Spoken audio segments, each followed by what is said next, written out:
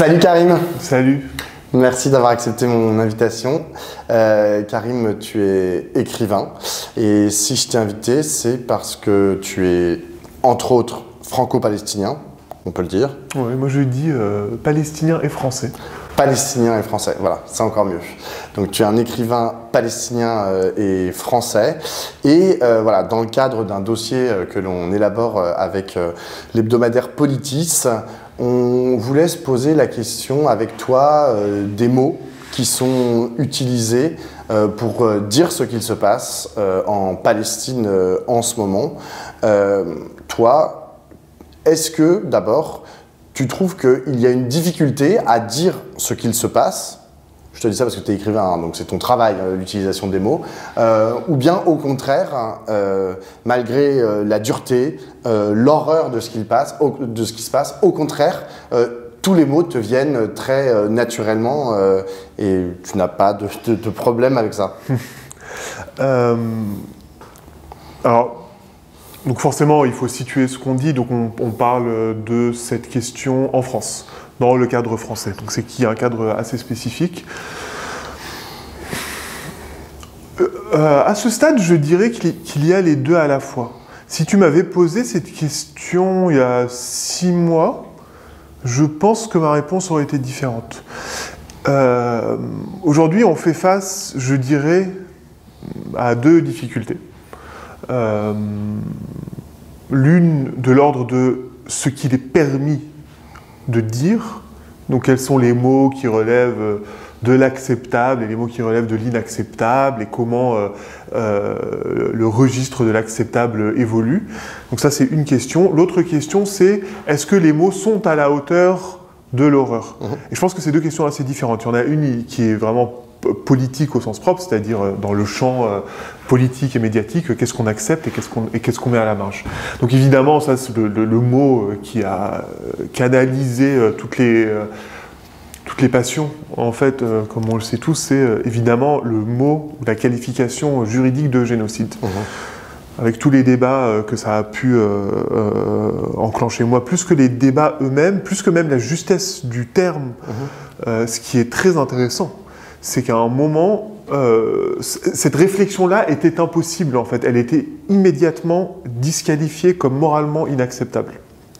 C'est-à-dire, je parle même pas de la justesse de la qualification, parce que moi, au fond, en vrai, j'en sais rien, moi, je suis pas apte à décider d'une qualification de génocide ou non, mais ce qui est très intéressant, c'est que le débat lui-même, avant, était immédiatement éliminé comme un débat moralement inacceptable.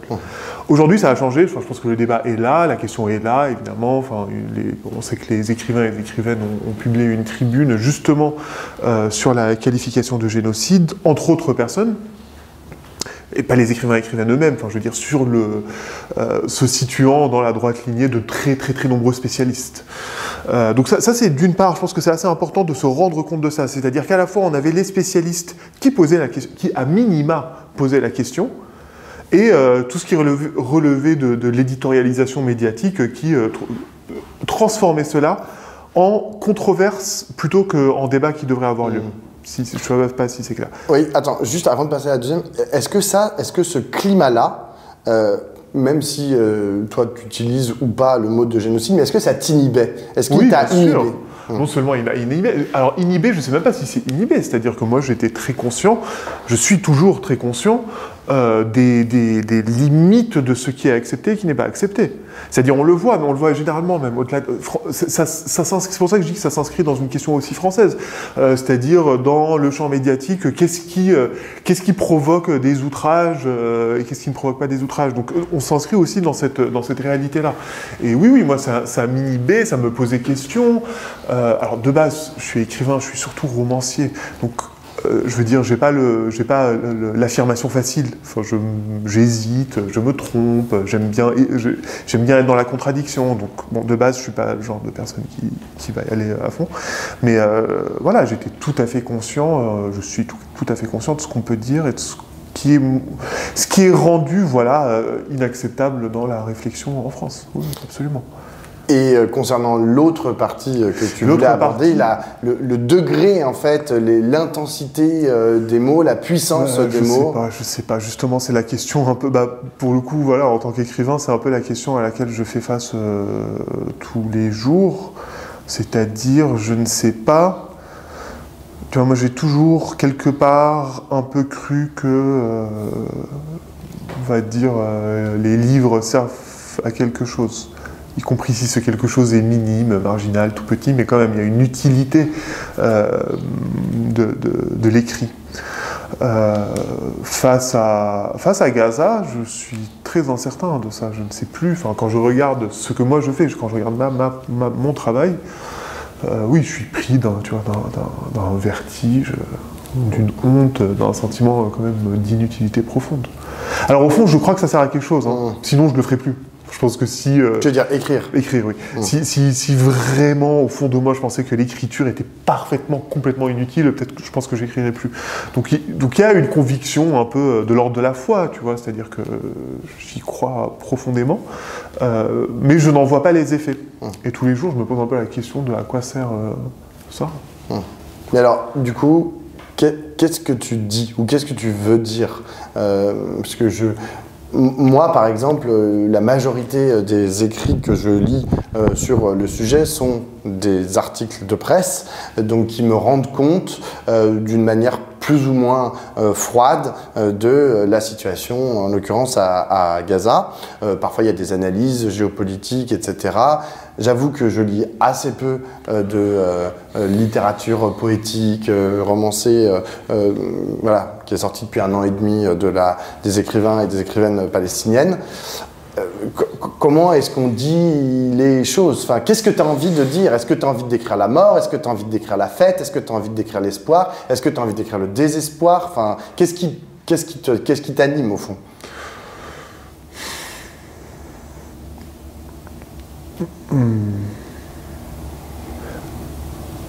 Je réfléchis. En fait, c'est une énorme question. C'est une question vraiment qui pose la question du contenu d'une littérature. Moi, on va dire disons que j'ai 2 modalités d'écriture différentes. J'ai la modalité tribune. Et j'ai la modalité à proprement parler littéraire. Dans la modalité littéraire, je ne me pose jamais les questions comme ça. C'est-à-dire que je veux écrire un roman dont je trouve qu'il est pas trop nul. C'est ça mon ambition. C'est-à-dire qu'il y a une recherche littéraire, esthétique, politique dans le cadre d'un roman. Mais je ne me dis pas, ah tiens, je vais écrire pour montrer que les Palestiniens sont ainsi ou pour montrer que les Israéliens sont comme ça. C'est pas du tout mon projet littéraire, il n'est pas du tout là.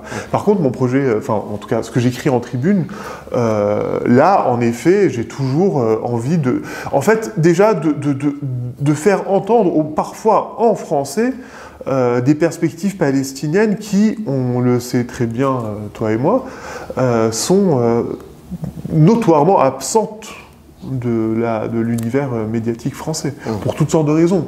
Pas seulement pour des raisons c'est pas juste les médias seraient malveillants, non, par ailleurs, bon, il n'y a pas beaucoup de Palestiniens francophones, déjà.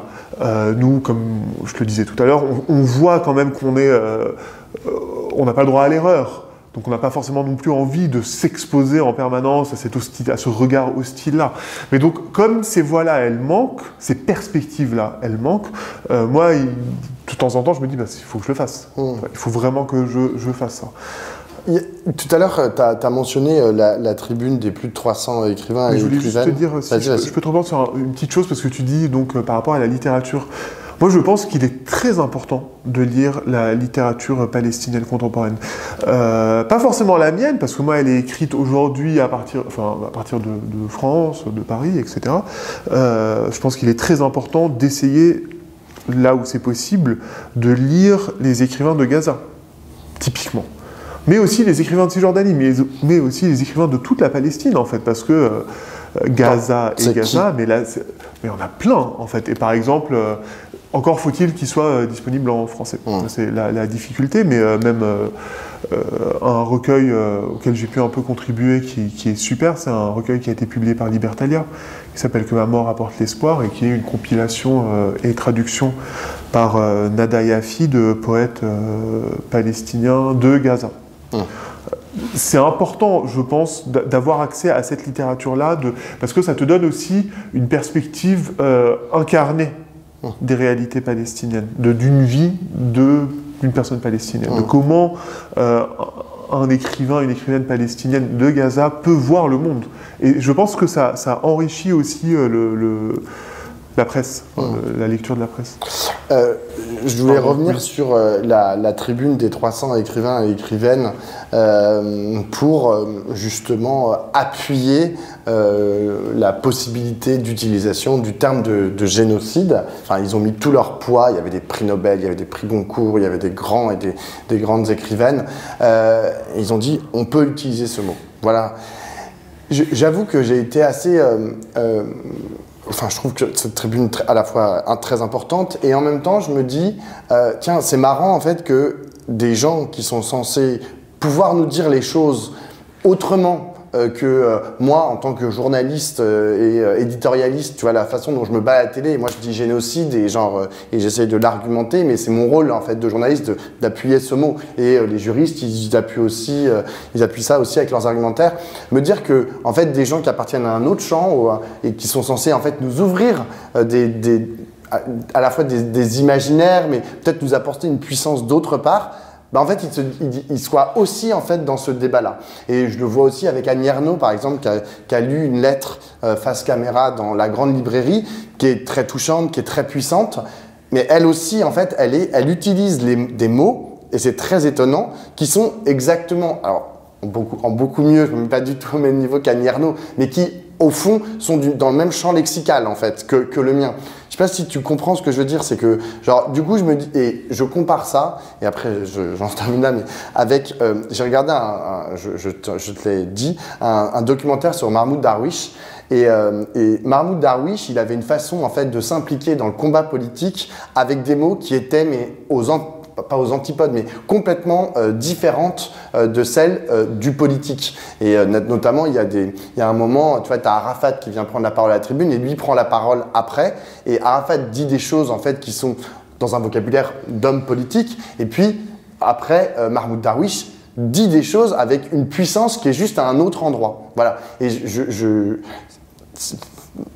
moi, ça m'interroge en fait sur la place aujourd'hui qu'ont les écrivains. Est-ce que tu penses que c'est mieux que vous mettiez votre statut pour dire, que vous utilisiez votre statut pour dire, bah, faut utiliser le mot de génocide, ou bien est-ce que vous pouvez essayer de dire les choses différemment? Mais en fait, tu m'as apporté une réponse en me disant, lis le recueil. Lis le recueil chez Libertaria, tu vas et tu verras. Oui, après, je pense que c'est pas forcément une dichotomie entre ces deux réalités linguistiques. En fait, la tribune, elle parle pas que du génocide. Hein. La tribune, elle exprime, disons, une position qui serait celle des écrivains à partir de leur statut d'écrivain. Ça vaut ce que ça vaut, ça aurait pu être une autre profession qui s'exprime. Hein. Ils ne s'expriment pas seulement parce que ce sont des spécialistes du langage, ils s'expriment en tant que profession. Et notamment, la tribune fait très attention, je pense, de dire à la fois on tue aussi des écrivains à Gaza, et en tuant des écrivains, on oblitère des corpus, on oblitère des témoignages, tout en disant par ailleurs les vies des écrivains il ne s'agit pas de dire que les vies des écrivains sont plus importantes que d'autres, mais simplement qu'il y a une forme d'effacement supplémentaire qui se met en place. Et que donc nous aussi, en tant qu'écrivains, on doit s'exprimer aussi au sujet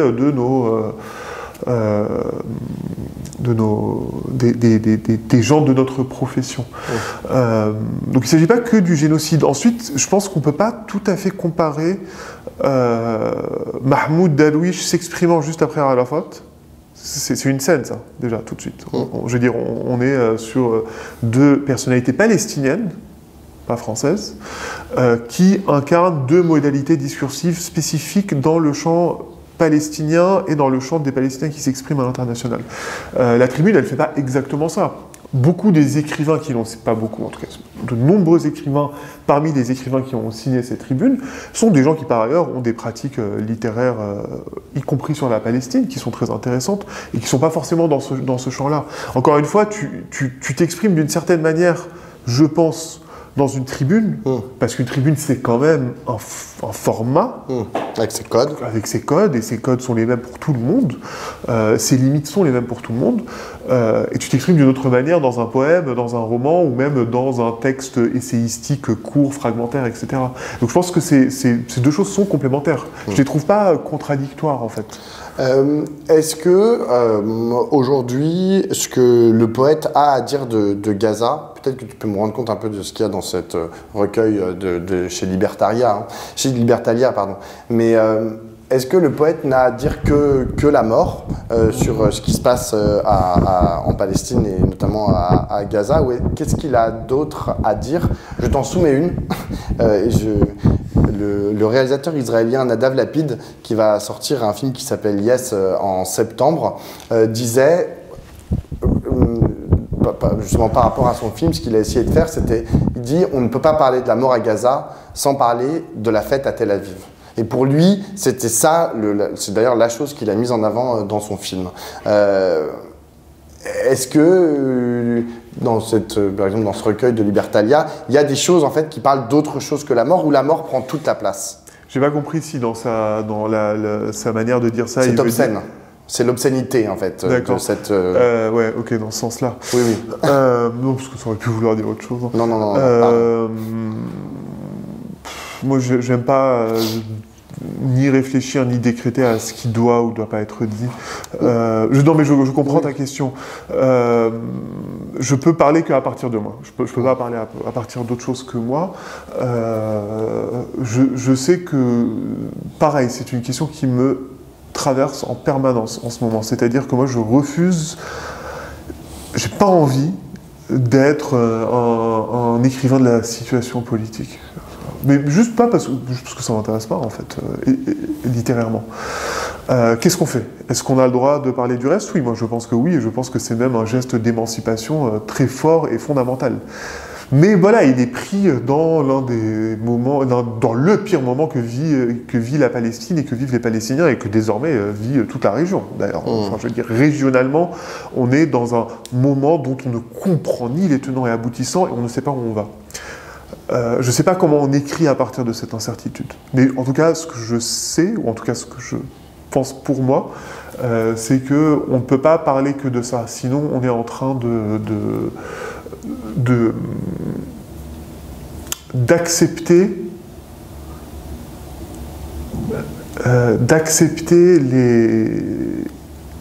les conditions de notre destruction, en fait. Et en fait, il faut être capable, quand on a le luxe de le faire, bien sûr, d'écrire aussi sur autre chose. Et cette autre chose, il vient toujours éclairer la situation, en réalité. Peut-être de façon oblique, peut-être de façon détournée, peut-être en miroir inversé, mais il vient toujours éclairer autre chose, bien sûr. J'ai une dernière question, Karim. On a commencé comme ça, tu es français et palestinien, ou palestinien et français. Tu vis en France, donc du coup, tu es à la fois à l'intérieur et à l'extérieur de ce qui se passe. C'est le cas d'autres écrivains et écrivaines palestiniens qui vivent à l'étranger. Est-ce que ça te donne un regard particulier sur ce qui se passe? Est-ce que c'est une position qui est inconfortable aussi pour parler de ce qui se passe? Ou au contraire, ça te permet d'avoir de la force, puisque toi, tu n'es pas en train de crever de faim et de crever sous les bombes? Non, je pense que oui. Oui, bien sûr, ça a un impact. Et pour moi, aujourd'hui, peut-être que ça changera, mais le sentiment principal, c'est que moi, j'estime que ça me délégitime. Vraiment. C'est-à-dire qu'il y a une différence entre je le vis bien sûr de plein fouet ce qui se passe, mais comme tu dis, je suis à Paris, je suis en sécurité, j'ai un passeport français, enfin je veux dire j'ai accès à une grande mobilité, à un confort et surtout à une sécurité. Je trouve que pas être sur le terrain, ça ne t'empêche pas de pouvoir t'exprimer dessus, mais il faut le faire avec beaucoup de précaution et avec beaucoup de vigilance sur ce que tu dis. Donc ça ne m'empêche pas d'en parler, de réfléchir, et peut-être qu'en effet ça me donne une certaine distance, mais ça me donne aussi une toute petite déconnexion par rapport juste au réel du terrain, qui est celui de toute ma famille.